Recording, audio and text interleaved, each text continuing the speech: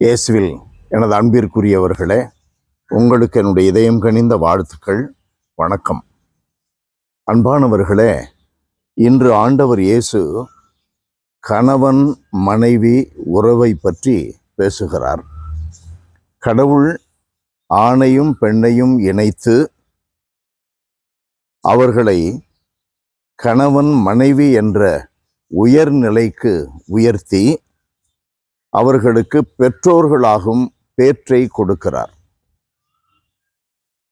இந்த அற்புதமான ஆண்டவராகிய கடவுளுடைய நிறுவனம், திருமணம் என்ற நிறுவனம் எப்பொழுதும் சிதைக்கப்படக்கூடாது. ஆணும் பெண்ணுமாக அவர்களை படைத்தார்.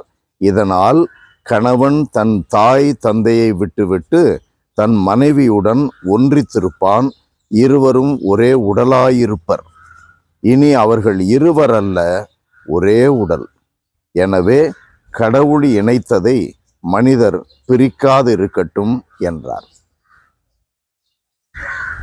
இந்த அற்புதமான நிறுவனம் இன்றைக்கு பல்வேறு தாக்குதல்களுக்கு ஆளாகி உள்ளது. காரணம் என்ன?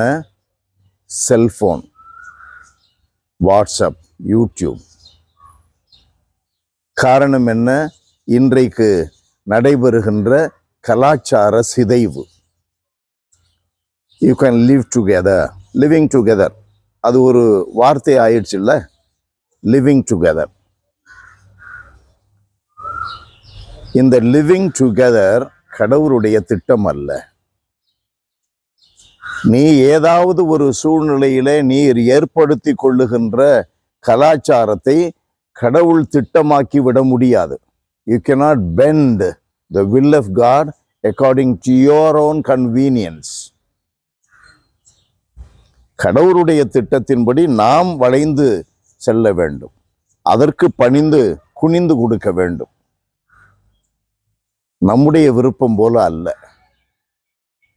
You can have friends, girlfriends, boyfriends, friends வைத்திருக்கலாம்.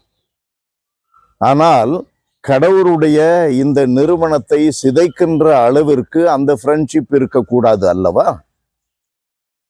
அந்த ஃப்ரெண்ட்ஷிப் வளருவது எப்படி? தேவையில்லாமல் பேசுவது, தேவையில்லாமல் உரையாடல், வாட்ஸ்அப் வழியாக, ஆடியோ வீடியோ வழியாக, நேரிடையாக.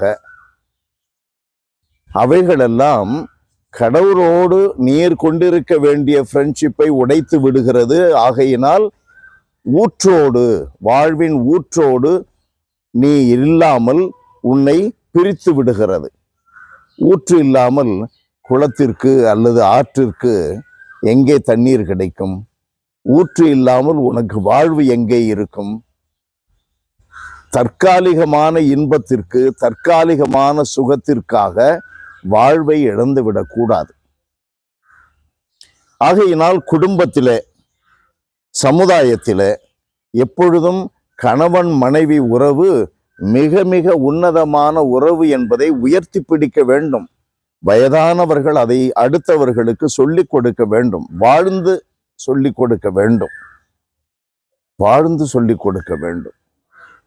அன்பு நிறைந்த எங்கள் இறைவா, கணவன் மனைவி என்ற உயர்ந்த உம்முடைய நிறுவனத்தை நாங்கள் எப்பொழுதும் உள்ளத்திலே, கருத்திலே, வார்த்தையிலே உயர்த்தி பிடிக்கின்ற வரத்தை எங்களுக்கு தாரும்.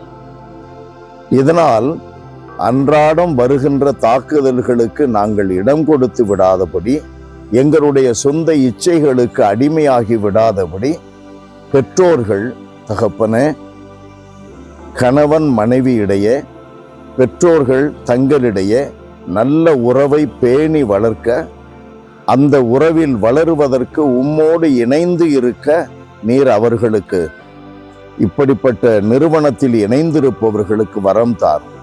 எந்த சூழலிலும் கணவன் மனைவியை பிரிப்பதற்கு முயலாதபடி ஒவ்வொருவருக்கும் நீரே கற்றுத்தார்.